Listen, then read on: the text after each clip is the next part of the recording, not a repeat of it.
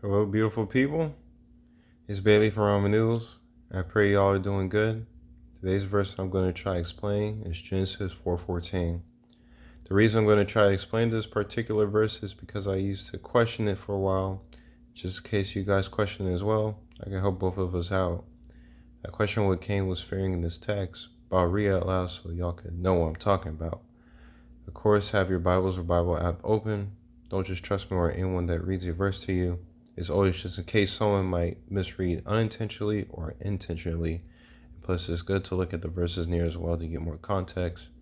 Before I read, please tell me about your day in the comments.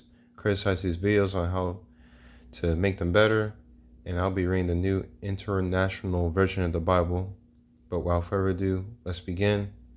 Real quick, I also will be starting at Genesis 4:9, and then I'll get to 14. All right, now I'm going to start. The Lord said to Cain, "Where is your brother Abel?" Cain said, "I don't know. Am I my brother's guardian?" The Lord said, "What did you do? The voice of your brother's blood is crying to me from the ground, and you are now cursed from the ground that opens his mouth to take your brother's blood from your hand. When you farm the fertile land, it will no longer grow anything for you, and you will become a roving nomad on the earth." And Cain said to the Lord, "My punishment is more than I can bear. Today you are driving me from the land, and I will be hidden from your presence. I will be a restless wanderer on the earth, and whoever finds me will kill me." End quote. And of course, let's talk about the context around this verse.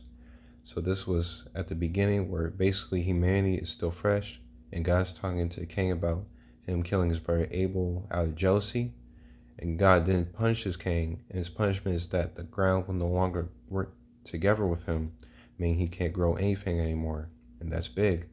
Part of the role we humans have is to work and produce results. If we're restricted from that, we won't be able to do much. And so Cain will just be wandering around the whole time, which God points out as well.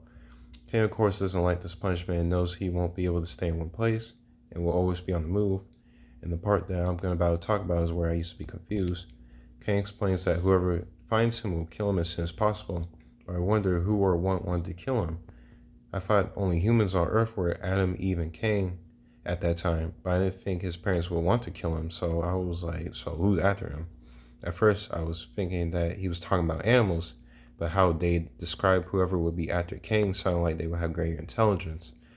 God and Cain then described the things that could be after him as beasts or creatures, but referred to them as anybody or anyone and no one. Do you think you refer to animals as anybody or anyone in any context? I don't think so. In fact, if you look up these words, the definitions always have the word people and person in it, and those definitions mean human beings. So this must conclude that they were talking about other human beings. Now discovering this, where are the other human beings that would want to pursue and kill Cain? I first looked up my question on the Bible Hub, and this is not a sponsor, by the way. I just like the Bible Hub. If anyone doesn't know what the Bible Hub is, it's a website and app that breaks down each verse bit by bit in every chapter in every book.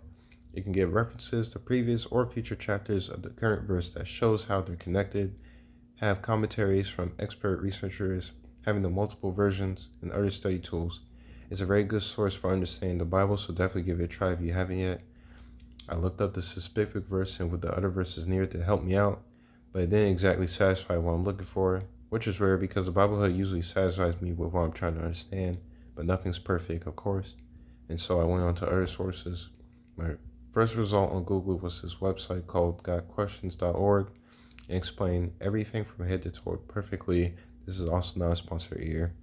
But for short, it states that Cain and Abel are most likely in their 30s and 40s during this time. And while the Bible doesn't directly say Adam and Eve had children between Abel, Cain, and Seth, it's also unlikely Adam and Eve didn't have any other children during all that time. Like, I'm sure they didn't just stand around, just worry. I'm pretty sure they, got to town more and more children came out. I'm sorry. But the Bible also mentions Cain finding his wife in Nod later after leaving the Lord's presence, which further explains Adam and Eve definitely having more children who were just unnamed in the Bible, with the closest reference to them being Cain mentioning that whoever finds him will kill him. In conclusion, I now believe that whoever Cain was referring to wanting to kill him were unnamed brothers and sisters looking to avenge Abel, and that they see Cain, they'll immediately recognize him and take him out.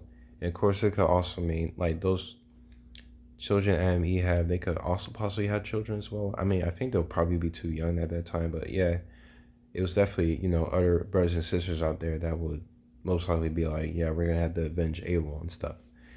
But it is crazy that his siblings will also be willing to kill him just to avenge someone that's been killed themselves.